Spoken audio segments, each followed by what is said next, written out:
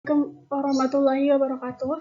Perkenalkan, nama saya Asba Nabila Qurrata Ayun dari kelas 01 SMJP 021 NIM 221010502133. Di sini saya akan mempresentasikan pertemuan 6, yaitu berjudul Manajemen Strategik.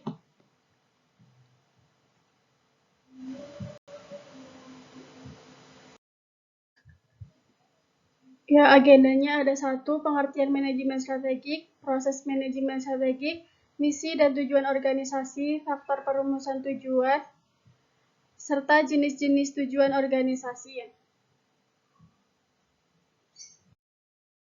Pertama, kita akan membahas tentang pengertian manajemen strategik. Di sini terdapat beberapa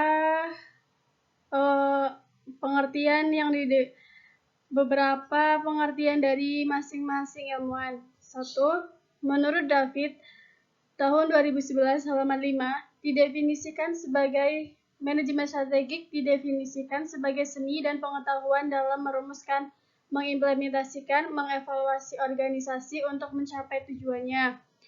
Menurut Thomas Elwilin and G. David Hanger tahun 2008 halaman 3, yaitu manajemen strategik, serangkaian keputusan manajerial dan tindakan yang menunjukkan kinerja jangka panjang dari perusahaan.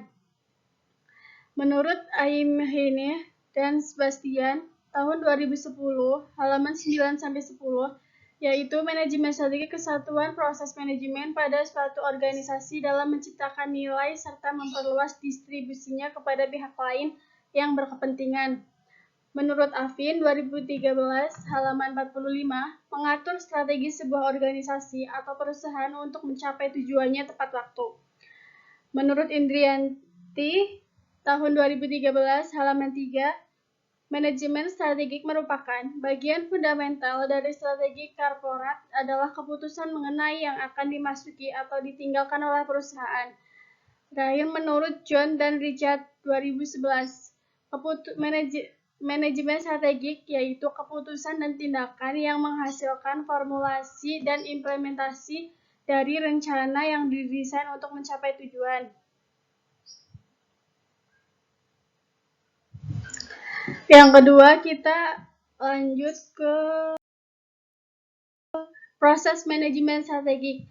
Di sini proses manajemen strategik ada 5, yaitu 1. Analisis lingkungan, yang dibagi menjadi 2, yaitu lingkungan eksternal dan lingkungan internal. Kedua, perumusan strategi. 3, penerapan strategi. 4, pengevaluasian. Dan 5, pengendalian.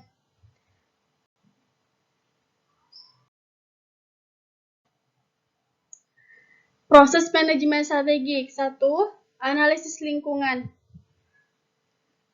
Hal yang pertama harus dilakukan oleh pimpinan adalah mengidentifikasi peluang dan ancaman yang dihadapinya, yaitu 1. Ada lingkungan eksternal. Lingkungan eksternal adalah perusahaan mencakup lingkungan umum, lingkungan industri, dan lingkungan operasional. Yang kedua, lingkungan internal. Perusahaan mencakup sumber daya, kemampuan, dan kompetensi inti. Dan kedua, perumusan strategi.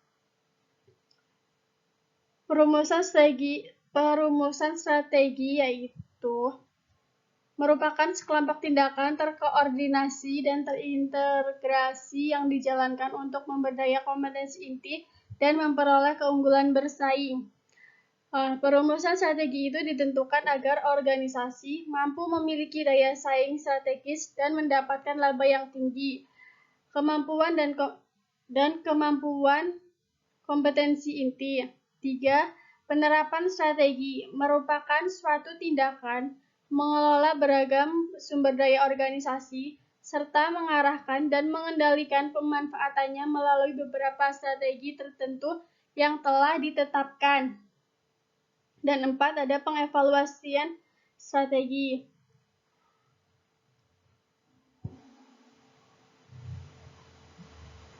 Pengevaluasian strategi yaitu tahapan di mana manajemen berupaya memastikan strategi telah dijalankan sesuai dengan pengimplementasian strategi dengan tingkat ketercapaian tujuannya. Dan yang kelima ada pengendalian strategik. Pengendalian strategik merupakan suatu tindakan mengendalikan strategi yang diimplementasikan, mengidentifikasi masalah ataupun perubahan yang timbul, dan melakukan penyesuaian jika diperlukan.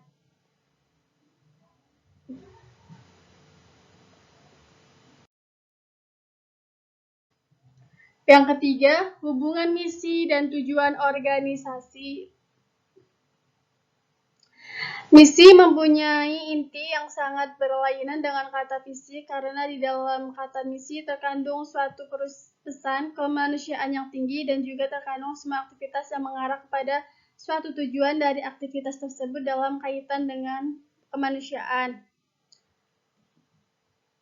Misi adalah suatu pertanyaan umum dan abadi tentang maksud dari organisasi, sehingga dapat dikatakan bahwa misi suatu organisasi adalah satu, maksudnya itu khas atau unik yang mendasar, membedakan satu organisasi dengan organisasi lainnya, serta mengidentifikasikan ruang lingkup operasi dalam hal produk dan pasar.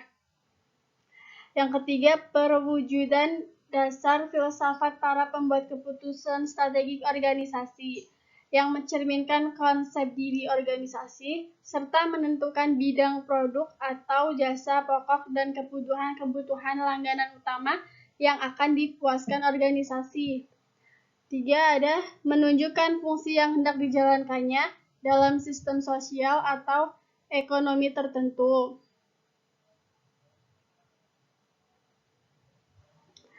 Dan di sini ada tujuan. Tujuan organisasi menurut Ed Zioni. Tujuan dari suatu organisasi adalah suatu pernyataan tentang keadaan yang diinginkan di mana organisasi bermaksud untuk merealisasikan dan sebagai pernyataan tentang keadaan di waktu yang akan datang di mana organisasi sebagai kolektivitas mencoba untuk menimbulkannya. Dan kedua ada tujuan organisasi merupakan pernyataan tentang keadaan atau situasi yang tidak terdapat sekarang tetapi dimaksudkan untuk dicapai waktu yang akan datang melalui kegiatan organisasi berikutnya.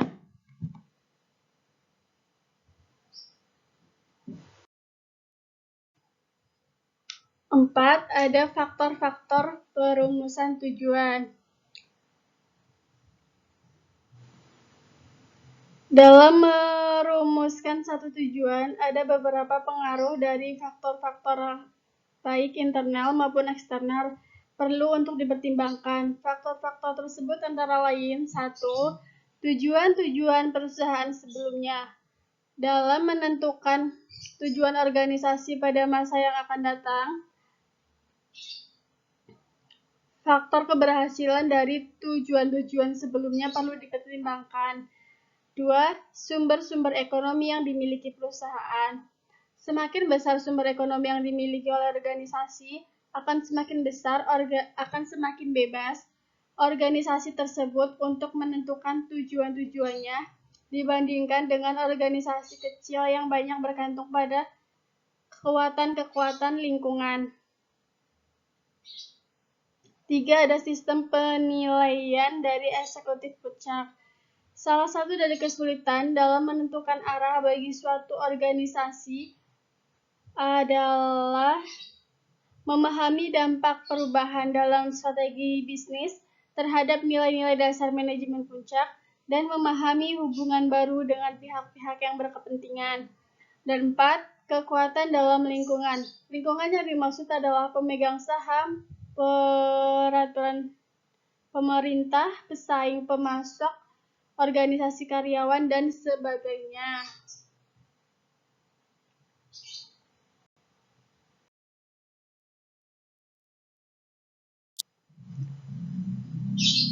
Lima, ada jenis-jenis tujuan organisasi. Ya, di sini ada 5 jenis tujuan organisasi. 1. Profitabilitas, produktivitas, posisi bersaing, pengembangan karyawan, dan kepemimpinan teknologi. Kita akan bahas satu persatu. Satu, ada profitabilitas. Organisasi yang memiliki pertumbuhan profitabilitas yang baik akan semakin mudah menyesuaikan dengan perubahan lingkungan eksternal maupun internal.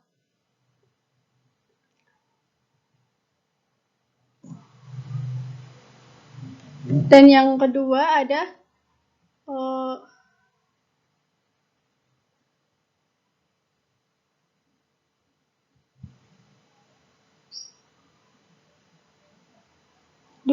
produktivitas. Tujuan produktivitas yang umumnya digunakan adalah jumlah produk yang dihasilkan atau jumlah layanan yang diberikan per unit masukan, tetapi ada kalanya produktivitas dinyatakan dalam bentuk penurunan biaya yang diharapkan. Jadi,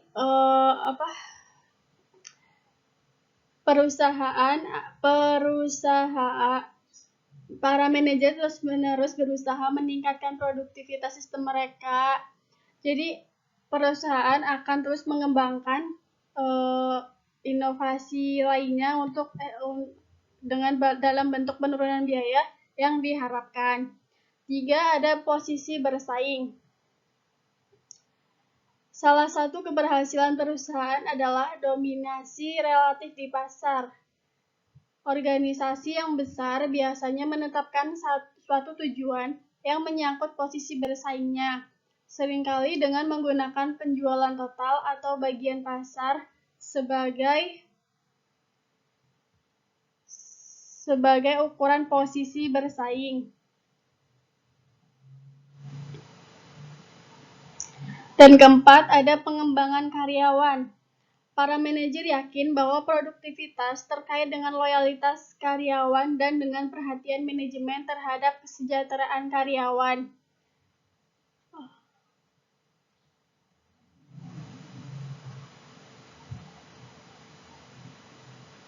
Oleh karena itu, organisasi menetapkan tujuan untuk meningkatkan hubungan dengan karyawan.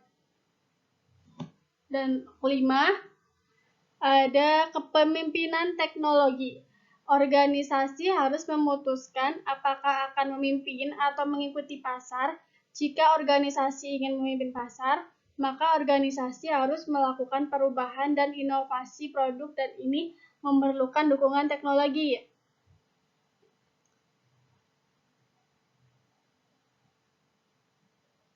Teknologi yang lebih baru umumnya akan meningkatkan produktivitas dan efisiensi organisasi. Di samping itu, teknologi baru akan dapat menghasilkan produk yang semakin berkualitas.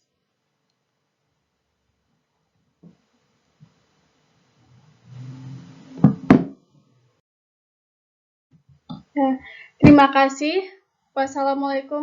Terima kasih. Sekian dari saya.